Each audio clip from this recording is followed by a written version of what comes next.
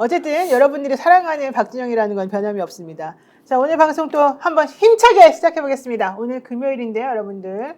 날이 계속 춥다가 내일은 또 조금 날이 따뜻해진다고 하니까요.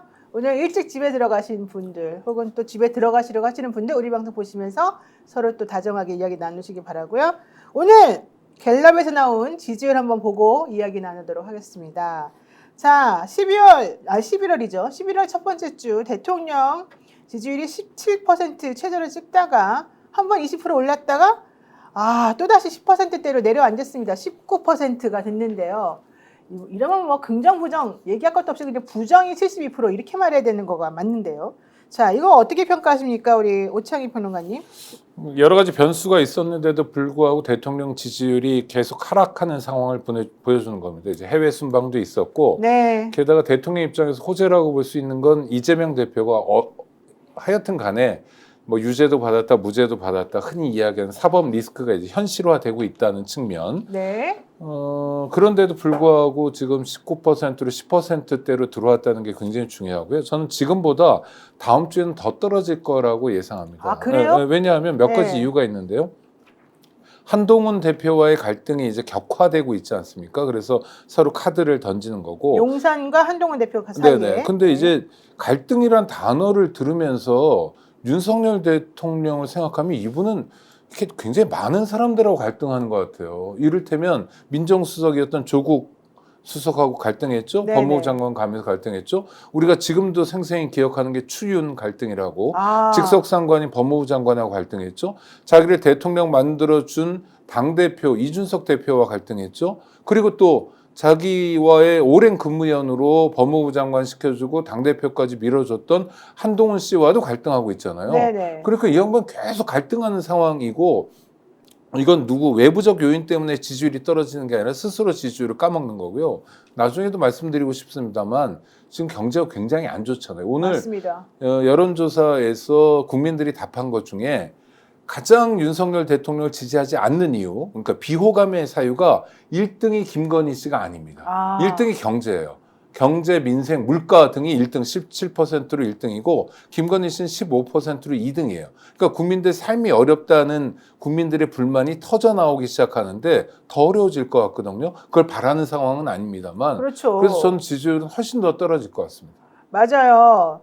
겨울소나무님이 12%로 나락갑니다. 이사야님 19%라니 믿을 수 없습니다. 7%도 아니고 이렇게 얘기하셨는데요. 어떻게 보십니까? 오창희 평론가님 정말 대단하십니다. 왜요? 진짜 짚어야 될 대목을 짚었는데요. 김건희가 부정평가의 1위가 아니고 민생과 경제, 물가 문제다. 결국 이재명 대표가 이야기하는 먹사니즘의 문제로 국민들이 윤석열을 버리기 시작했다. 그럼 정말 답이 없는 거죠. 되돌아갈 수 없는 거예요. 그렇죠. 되돌아갈 수 없는 거예요. 못 살겠다 갈아보자 라는 이야기가 결국은 빵이 민심입니다. 밥이 민심입니다. 그런 이야기들을 우리가 하잖아요. 그런 부분에서 윤석열 대통령 지지율은 회복할 수 없는 단계로 가고 있다. 다만 걱정인 것은 말씀하신 것이 이게 윤석열을 미워하는 차원의 문제를 넘어서서 대한민국의 경제가 무너질 수 있구나라는 위기의식, 이런 것들은 야당도 같이 가져야 되고요. 이런 부분에 있어가지고 저는 전국을 빨리 속도전으로 수습해야 된다. 네. 즉 빨리 끄집어내려야 된다. 이게 저는 민생과 경제를 위해서 전략적으로 지금 생각해야 될 때다, 그런 생각이 듭니다. 맞습니다. 왜냐하면 솔직히 말해가지고 김건희 씨 때문에 뭐 대통령을 미워하면 김건희 씨가 안 나타나면은 그래도 그나마 조금 괜찮아지잖아요. 그리고 그거는 대한민국 국민들의 삶과 그렇게 직접 연결되는 건 아닌데요. 경제가 무너지면 사람들이 살 수가 없는 거거든요. 제가 오늘 오다가 우리 동네에 생맥주집이 있었어요. 그 집은 그래도 꽤 젊은 사람들이 너무 열심히 일하고 정말 많은 사람들이 좀 오고 가는 그런 생맥주집이었는데 이게 붙어 있는 거예요. 11월 9일자로 영업을 종료합니다. 죄송합니다.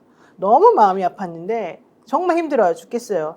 경제가 무너지면요, 우리 대통령처럼 경제적으로 무능한 그분은 회복할 수 있는 방법이 없는 것 같고. 그러니까 주식시장도 다른 나라들은 다 호황인 상황에서 그러니까요. 한국만 어렵고, 그다음에 반도체 시장은 또 어떻게 되는 거고, 뭐 물가는 오랫동안 진짜 힘들잖아요. 그렇죠. 네. 이런 상황, 국민들 입장에서 어렵고, 내년도 경제 성장률은 한국은행에서 또 낮춰잡잖아요. 네. 그리고 금리 인하하고 이런 상황에서 정부가 우리 경제를 살리기 위해서 뭔가 노력하는 모습이 안 보이고요. 어떤 면에서 대통령이 경제 문제에 나서면 좀 불안한 게 아니냐. 오히려 거꾸로 리스크가 있는 것 같아요. 대통령, 그러니까 지금은 문제는 심각한데 해결 기미도 안 보이고 맞아요. 국민들 입장에서는 정말 화가 나는 상황이죠. 건판기님이 벌써 많이 무너져서 이제 어떻게 복구할지가 문제입니다. 이런 생각하셨는데 저도 지금 사실 이제는 복구는 더 시간이 가면 복구 못하지 않을까 이런 걱정이 듭니다. 그렇죠. 이 경제의 복구 문제가 결국은 이 글로벌 반도체 산업 구조 조정과 연결되어 있고요.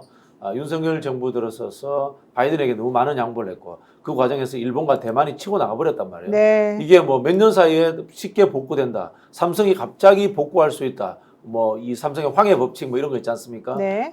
계속해서 이 반도체 그 디램을 압축시키면서 발전 속도를 빨라져 가지고 성장하는 그 시대하고 다르단 말이에요. 네, 이거 맞습니다. 굉장히 저는 위기 의식을 가지고 접근해야 된다 그런 생각이 듭니다. 아휴, 엉겅퀴님 소상공인들 다 힘들어합니다. 네, 김종환님 분당 주민인데요. 먹자 골목 자영업자 3분의 2가 가게 정리했습니다. 부님 부산 곳곳이 임대점포 무조건 이직 세상이라 정말 이거 업보 아닌가 생각합니다. 이랬는데 뭐 업보라기보다는 지금 대한민국의 대통령의 문제 아닌가, 대통령과 관료들이 문제 아닌가 아니 생각이 변호사님 들고요. 지금 좀 의아한 댓글인데 네. 분당의 3분의 1이 뭐 가게를 닫았다 이러시잖아요. 그래도 분당은 천당 밑에 분당 그래서 좀 소득도 좀 높고 살만하죠. 그리고 살만한 국민의힘 소속이 국회의원에 당선되기도 하고 성남시인데도 그런데도 3분의 1이 뭐 문을 닫았다면 이건 진짜 심각한데요. 부자들도 돈을 안 안 쓴다는 써요, 안 써요, 못 써요. 아. 지금 불안해서 그 못 불안 써요. 때문에. 예.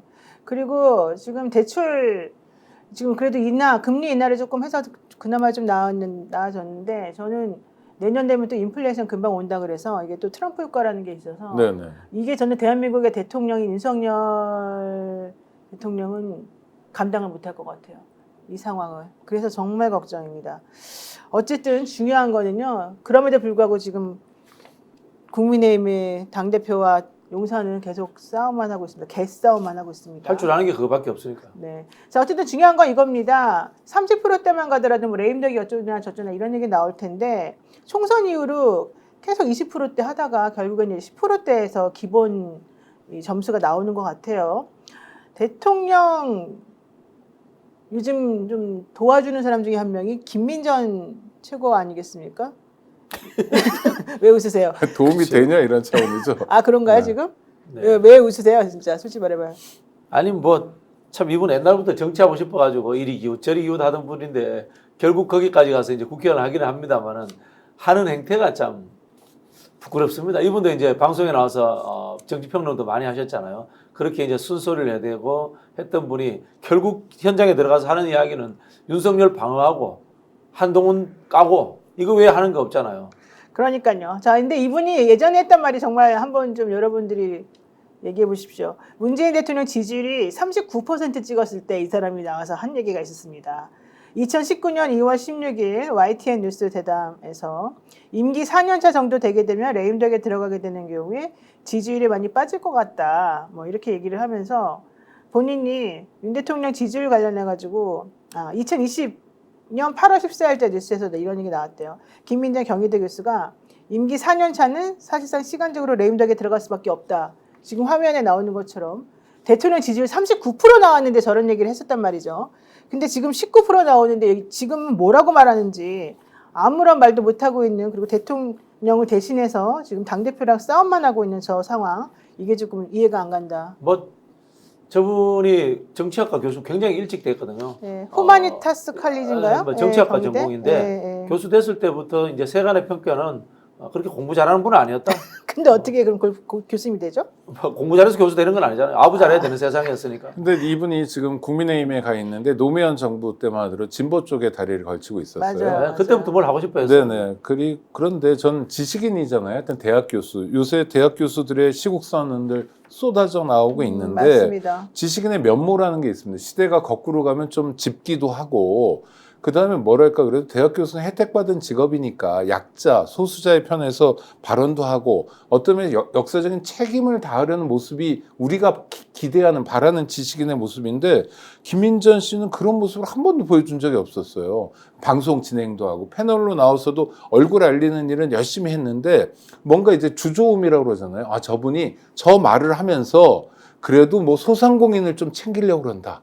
노동자를 챙기려고 그런다. 무슨 농민을 챙기려고 그런다. 지역 사람들을 챙기려고 한다. 아니면 여성이니까 여성을 좀 젠더적 관점에서 챙기려고 한다는 게 전혀 안 없어요. 보이고 네. 미안한 얘기지만 자기만 챙기려는 것 같은 모습으로 일관하셨거든요. 근데 말씀하신 것처럼 결국 지금 정말 무너져가는 정권에서 마지막으로 막 그냥 소리치시고 뭐 또 대표랑 싸우고 이런 모습으로 와 자기 인생을 마무리하시는 건 아닌 것 같은데 좀 안쓰럽고 답답합니다. 스픽스는 말하는 언론입니다. 대세는 유튜브, 그중에서 스픽스. 좋아요, 댓글, 구독, 알림 설정. 여러분이 저희를 사랑해 주시고 우리가 여러분을 사랑하는 4가지 방법입니다.